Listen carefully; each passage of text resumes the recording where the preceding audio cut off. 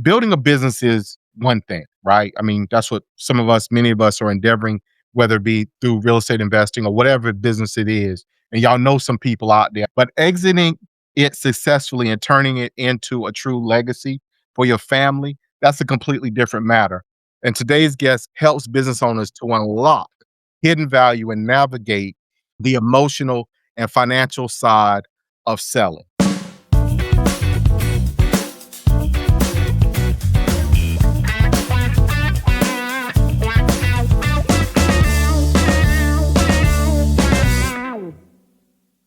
Good morning, and great morning, guys. Welcome to another fabulous episode of Exit Strategies Radio Show. Look here, there's a song that says the second time around. Look here, and Cameron know what I'm talking about. We're gonna have a great time here today. Well, I got to give a quick shout out to those who listen to us faithfully, all the way from Hollywood, what you know, no good, all the way at the Monkey's Corner. Y'all know my mama live out there, y'all. Also, Pastor Vanderbilt Evans Sr. and his wonderful bride, Elder Evans. And look here, I get tickled because the two of them to me are like priceless. I love spending time with them. They're amazing people. So if you know them, you know what I'm talking about. If you don't, then you need to. Let's get at it.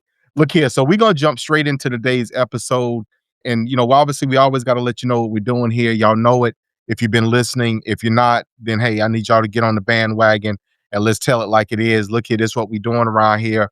We're legacy building. Our mission being as simple as it is to empower our community through financial literacy and real estate education. We're legacy building. Again, that is what we're doing. So I got to give you, quote unquote, what that text is for today. And I'm doing something a little new now. So I need y'all to keep up with me. Y'all know what I'm talking about. Look here. So our text today, maximizing business value for a lasting legacy.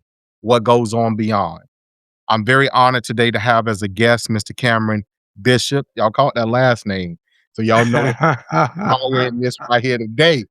So he is the managing director and partner for Raincatcher. Now we're going to get into a little bit of that, but building a business is one thing, right? I mean, that's what many of us are endeavoring, whether it be through real estate investing or whatever business it is. And y'all know some people out there. I know a young lady that I'm watching on Facebook, and she's out here killing with her Geechee crab dope. Y'all know what I'm talking about. So y'all can holler at her, let her know this episode she needs to tune in for. But exiting it successfully and turning it into a true legacy for your family, that's a completely different matter. And today's guest, Cameron Bishop, helps business owners to unlock hidden value and navigate the emotional and financial side of selling. Now, he's got a long resume. He's, again, the managing director and partner for Raincatcher, a firm that specializes in helping entrepreneurs maximize business value before sale. He brings decades of experience advising leaders on strategy, growth, and transition planning. And he's known for guiding owners through both the technical and the emotional, because we have emotion about our baby, right? Challenges preparing for a successful exit. And y'all got to pardon that pun, because I meant to put that drum roll in there, because we around here about exit strategies, about getting on to that next thing and getting, quote unquote, to our own personal promised land. So I want to take this time right now to introduce an amazing guest who's going to tell us how to strategize for our future as we enter into our next season and leave our legacy for those who are behind. So, Cameron, how you doing today? Corwyn, I'm doing fantastic. I like myself even better now after your setup there. Well, look, You're a good front man. We do what we can, and apparently we had a practice run at it. So look here, I love it. So if you don't mind, tell our listeners high level about you, Raincatcher, and what you guys do. Yeah. Well, first I have to say, Corwyn, I'm really grateful that you have me on your show today, because my message today is a true personal passion, because I've spent my whole career primarily buying small companies, and I've seen all the mistakes those business owners make.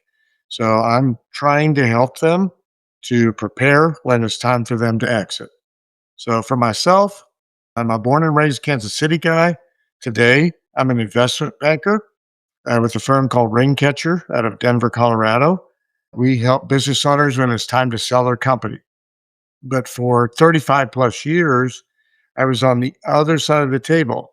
I was a buyer. So I was supported by private equity firms, and I spent about a little over $500 million and did about 50 plus transactions buying small businesses. And I saw all the mistakes those business owners make where they literally walked away and left money on the table. Some of them, because of the things they either did or didn't do, made their companies unsellable. Wow. Wow. Let's take a short break. Do you remember your grandma's front porch? You know, that spot where stories were told, kisses were stolen, and sweet tea was always being sipped. Now imagine giving your family a place to make those same memories, but in a brand new, energy efficient, and home that was built just for you. At Country Boy Homes, we help folks just like you find that forever feeling. Whether it's your first home, your next home, or we're done with rent forever, like seriously home. We specialize in affordable and durable manufactured and modular homes, the kind that make room for muddy boots, big dreams, and second helpings. Come see what coming home really feels like. Call 843-574-8979 today. Country Boy Homes, built to last, priced for you. So one of the things we talked about it, our listeners know, look, I'm a business owner, right? So I'm the great grandson of a carpenter, side hustler, made wine and barbecued hogs and stuff for people. And I always tell people all that work that he did on houses, all of that work he did making wine, all the stuff that he did over the years that I got to spend with him, which was my upbringing up until his demise. I gleaned it, but didn't document what it is that he left or had left there for me. I didn't understand it. Now, then I have a much better understanding now, and I realize it as a missed opportunity. And then here I have children who have no interest in the business that I'm in, that I'm doing. They're not there yet. If they get there, great. But if they don't, what happens? So that's the conversation that I like to start with. How do you advise people? Because, in your mind, hey, I'm going to take it as far as I can, and I'm going to give it to my children. They're going to go down the road with it and take it as far as they can, and they're going to leave it to their children, so forth and so on. We think that is our legacy. How do you have that conversation with people? And what do you see happening in that arena and space? That was a whole lot. Sure. Great question. That's the beginning of the process. But first, I have to go off track for a second. Let's You go. mentioned that your great grandfather liked to barbecue hogs. Well, I'm in Kansas City. We argue in Kansas City, that is the mecca of barbecue. So you already got my attention. But beyond that, you mentioned that your great grandfather was a carpenter, brilliant trade, highly talented, but he is the definition of what is called a lifestyle business. So he doesn't have a business that he could sell. The business was him because of his talent. So I spent 5 years as a consultant in a small firm, and I couldn't sell that business because I was the business. People bought my services. And it's amazing how many people today, Corwyn, who can make tons of money or at least a very good lifestyle for themselves, but they don't have anything they can sell because the whole reason they're making money is dependent on them. So that's the first thing that people need to understand.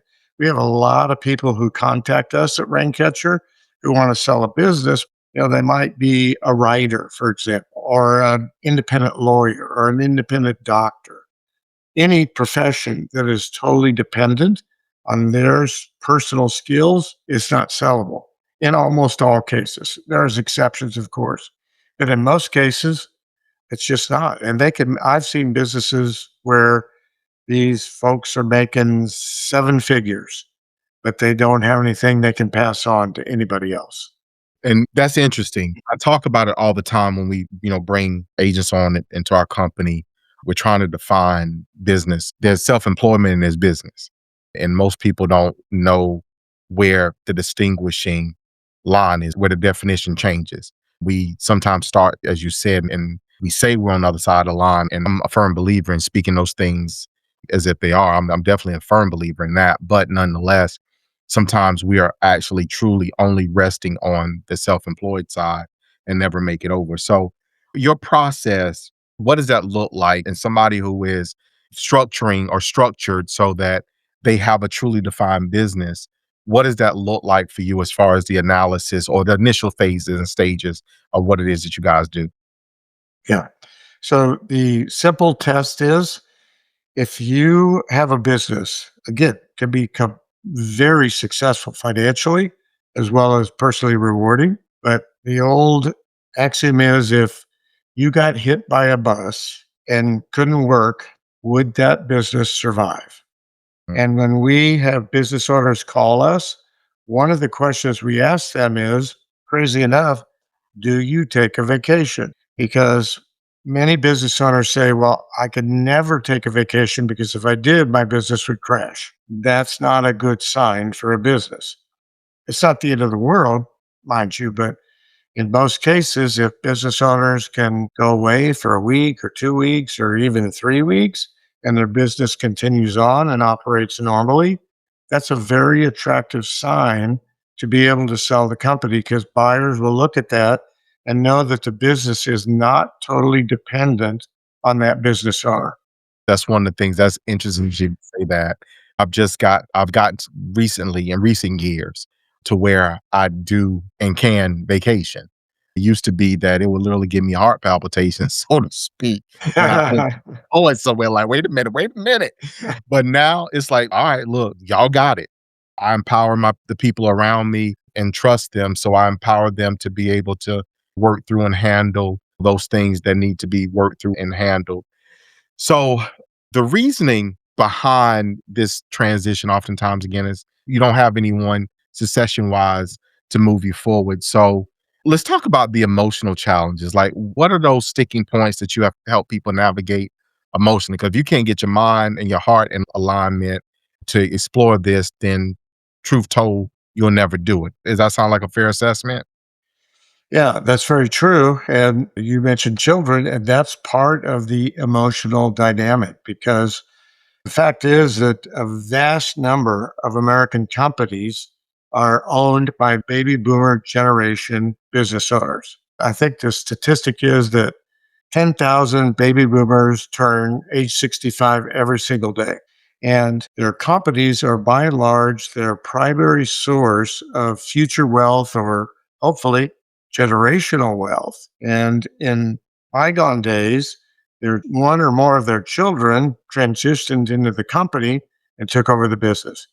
Today, we hear very few people who own a company who have children that want to move into the business. So, what else are they going to do?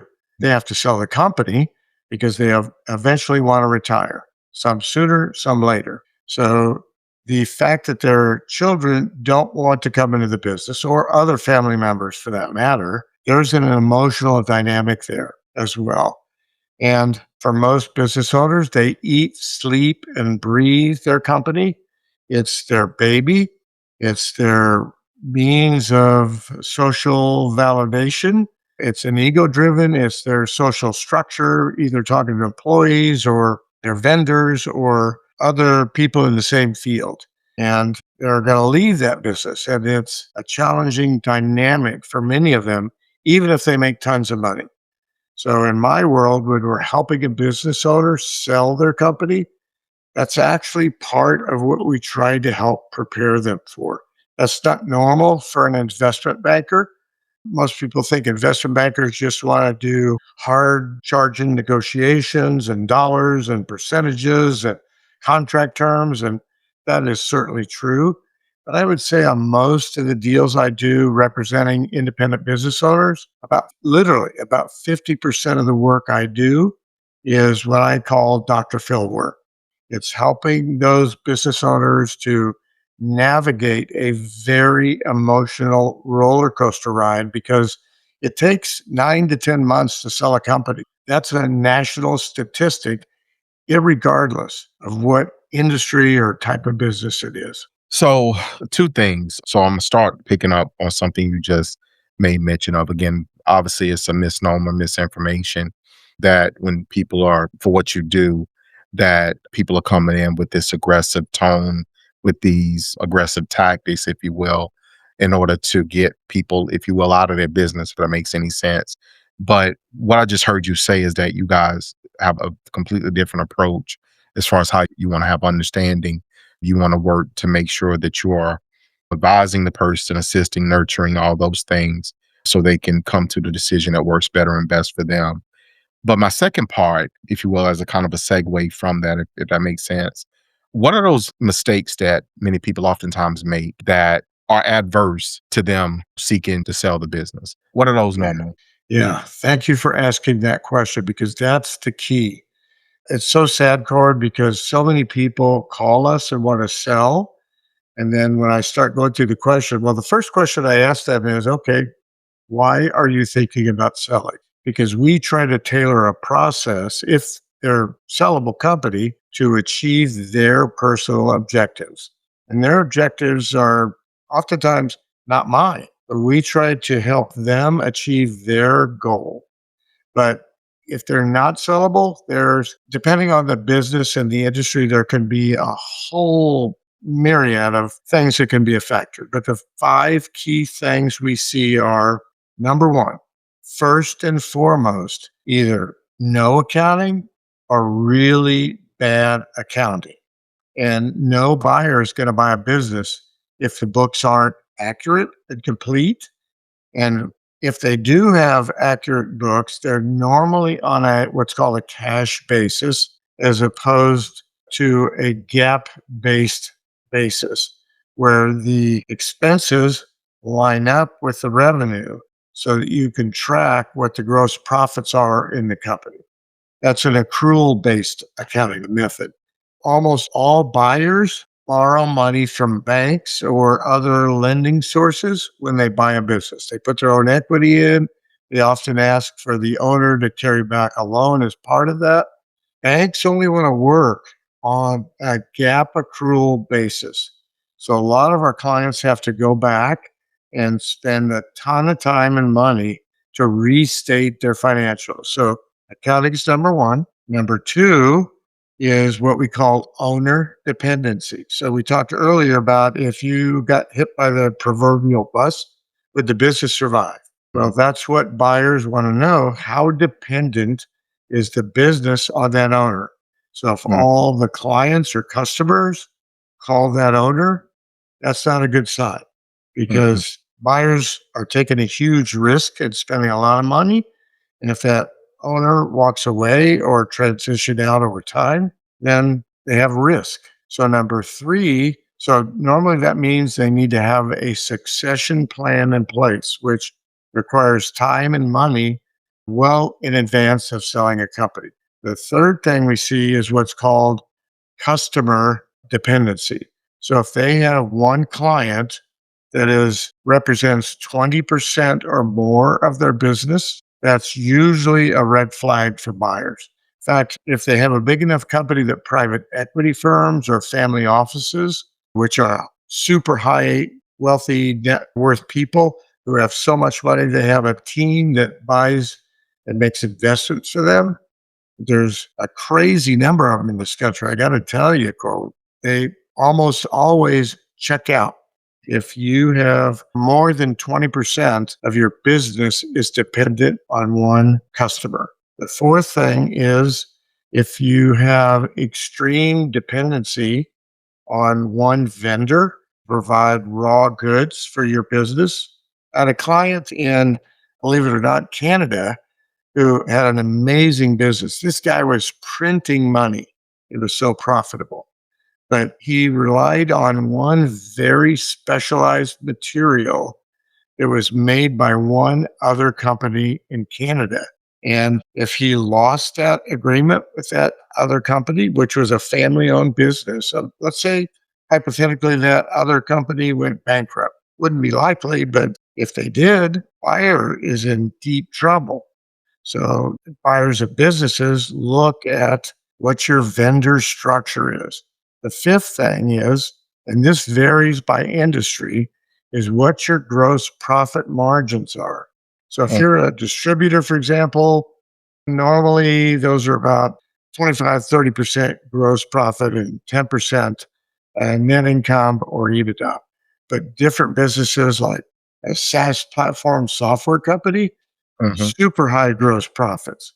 So Buyers look at what your gross profits are and measure it against the industry norms for that particular industry. And if you're below that, it's at least a yellow flag and oftentimes a red flag for buyers. So I could probably name over 30 other factors that could come into play in different scenarios. But those are the five keys when we're marketing a business and they call and buyers say, hey, I'm interested in this company. Those are the five questions they ask first. That's huge and very useful. I get that. So for our listeners, guys, you got to be thinking about this from the big picture. You got to think about it from the perspective of if you got a contract to whatever it is, let's say you got a lawn care business or what have you, and you got a single large contract that represents 50% of your income, that I know Cameron is like, because if you lose that contract, somebody buys the business, they lose that contract, then what? Because we know that in these changes of ownership with businesses, there's going to be some customers or clients that may shed, if you will, in that process. Does that sound about right, Cameron? Wow, you're spot on, Corwyn. So, a classic example, when I first joined Catcher almost 5 years ago, my first client was an amazingly talented gentleman who was a creative marketing guy. And he did premiums and incentives. Like if you want T-shirts with your logo on them, or pens, or coffee cups, etc. He did that. And one of his clients was a large client with multiple locations. And all of those locations combined represented about 55% of his business.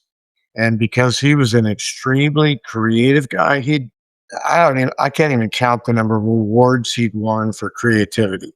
Well, we brought six buyers to the table for that deal. But in his case, because of those two factors, and his profits were well above the industry norm for that kind of a business. So that was a good thing. But no one would pay him any cash up front on closing the deal because of the risk of what would happen when he ultimately left and what would happen if they lost that huge client. And I think they had like, I don't know, 25 or 30 locations. And his argument was, well, I called every one of those locations. Well, because we couldn't get any cash and it was all they were going to give him a job for 2 years and he could hit some targets over 3 years and he would get close to what he hoped to get for the business. Mhm. Well, he said, hey, the heck with this. I'm just not going to sell. And 6 months after we canceled the whole process, which again went for 9 months, he lost that large client because they brought in a new senior level executive at the corporate level and he negotiated a new contract with somebody else. And that guy's business was no longer sellable at all. Yeah, that sounds yeah, and those are the things that we have to think about, but you touched on something.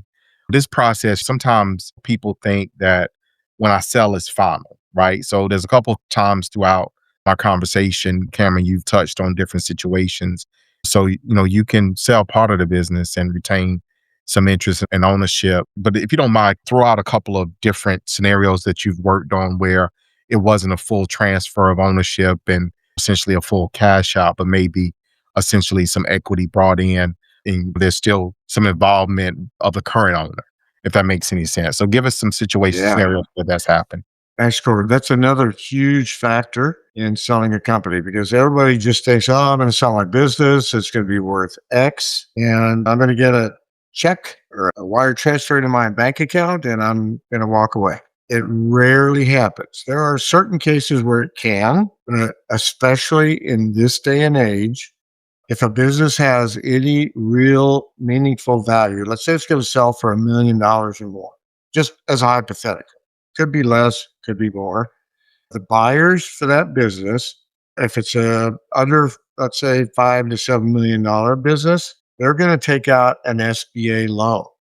Mhm. And the Small Business Administration is going to require them to put, generally, I think it's about 10% of their money into the business. And the SBA is going to loan a big chunk of the money, but then they're going to ask the owner of the business to carry back what's called a seller note, which is basically loaning the buyer part of the purchase price. And those loan terms can be good if the seller has a good representative, broker, investment banker representing them. They can negotiate a pretty good deal where they can get better money. Well, of course, the stock market is going crazy good right now, but it's not always the case. Those loans are generally 3 to 5 years. The interest rates are negotiated generally at or slightly above what the market rates are. But sometimes there are no payments against that loan for a year or 2 years. And maybe it's just interest for a certain period of time. And then there's what's called a balloon payment at the end, where they get the full remaining payoff at the end of the period, which is generally 3 to 5 years. Some will occasionally stretch to 7 years. Also, part of the purchase price can be paid on an earnout. So the example I gave you a minute ago, where the marketing guy couldn't get his company sold for cash, any cash up front, all 6 of the buyers in that deal were going to pay him out over a 2 or a 3 year period based on hitting certain financial milestones in the company, because that reduced their risk. That is huge. That's huge. So that's proof that there's quote unquote more than one way to skin a cat. So Cameron, let's get your contact information out. How can people reach you, get in contact with you? Corwyn, I'm happy to help any of your listeners at any time. No cost, no obligation, no sales pitch. Again, I'm Cameron Bishop. My email address is cameron.bishop@raincatcher.com. Our corporate website is www.raincatcher.com, or look me up on LinkedIn. You can find me there as well and send me a chat message. Happy to schedule a time to chat with you, just to answer questions if it'll help you. Awesome. Awesome, Cameron. I greatly appreciate that. So I want to thank you again for being on the show with us today. I really appreciate it, quote unquote, from the bottom of my heart, man. I really thank you for taking the time. For our listeners, Thank you. guys, look, let me give you these to-dos, the things that you should be taking action on. So if you're a business owner, don't wait until you're ready to sell, if that makes any sense. Start planning now. What is your, pardon the pun, what is your exit strategy? How is this going to look? How do you want it to look, right? So let's start having these conversations early. My takeaway, Cameron, from what you've said today is that a well-planned exit, and y'all got to excuse that pun, isn't just a transaction. It's the opportunity to turn your hard work into a lasting legacy. And guys, y'all know how we are here about, if you will, our legacy.